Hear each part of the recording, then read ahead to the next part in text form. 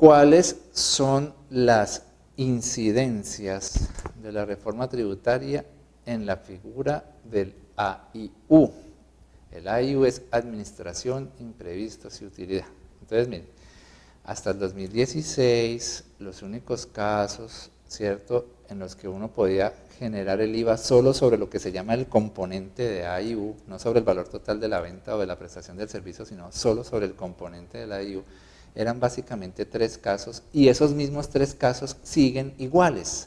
¿Cuáles son los 3 casos? El caso del artículo 462-1 del Estatuto Tributario, que sí lo modificó el artículo 182 de la ley 1819, pero no le modificó la instrucción referente a que el IVA se vaya a seguir generando sobre el AIU. Entonces, los servicios que están mencionados en el artículo 462-1 son los servicios integrales de aseo y vigilancia, ¿cierto?, y otra serie de servicios especiales. Esos servicios siguen entonces grabados solo sobre el componente del AIU. Y a propósito de este 462-1, los congresistas cometieron otra equivocación, y es que no corrigieron o no modificaron, porque lo tenían que haber hecho, no modificaron el inciso primero del 462-1.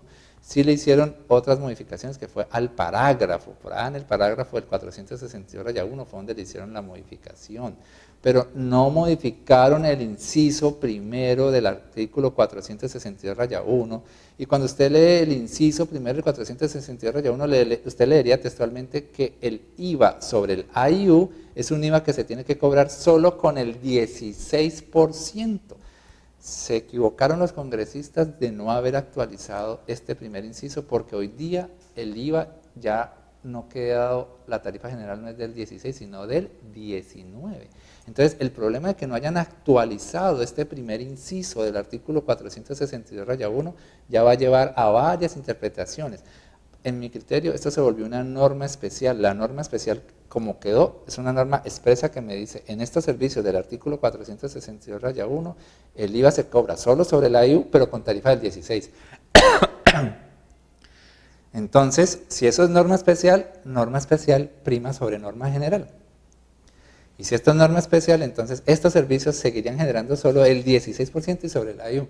Ahora nos van a salir otros abogados diciendo que no, que hay que hacer una interpretación sistemática a la norma, y que aunque allí diga 16%, en realidad tienen que cobrar es el 19%. Entonces, a esperar las famosas interpretaciones de los que son abogados de la DIAN y con sus decretos reglamentarios, etcétera, etcétera. Pero allí ya tenemos un primer problema con el 462-1. Entonces, ese 462-1 sigue generando el IVA solo sobre el AIU, y se formó fue la discusión de si es con el 16 o el 19.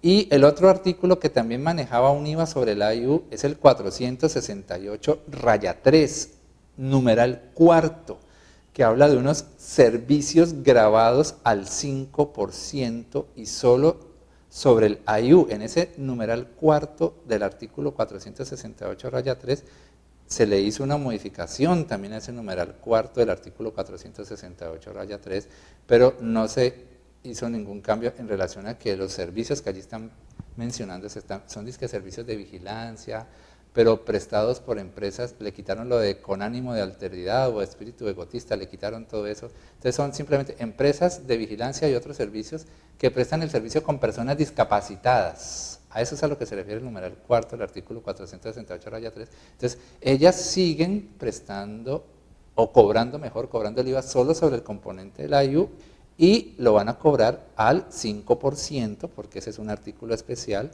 el del AIU al 5%, en esos servicios puntuales del numeral cuarto del artículo 468-3. El tercer caso de IVAs que se cobran sobre el AIU es el que está mencionado en el artículo tercero del decreto 1372 del año 1992, que quedó recopilado luego en el artículo 1.3.1.7.9 del Decreto Único Tributario 1625 de octubre del 2016. Ese es el artículo que sigue vigente y que dice que en los contratos de construcción de bien inmueble, el constructor puede cobrar el IVA solo sobre el componente de la administración o la utilidad, perdón, sobre el componente de los honorarios o la utilidad, es lo que dice esa norma. Entonces, eso sigue igual. Esos constructores de bienes inmuebles pueden seguir cobrando el IVA solo sobre el componente de los honorarios de la utilidad, y obviamente el IVA que van a cobrar sobre ese componente es el nuevo IVA del 19%.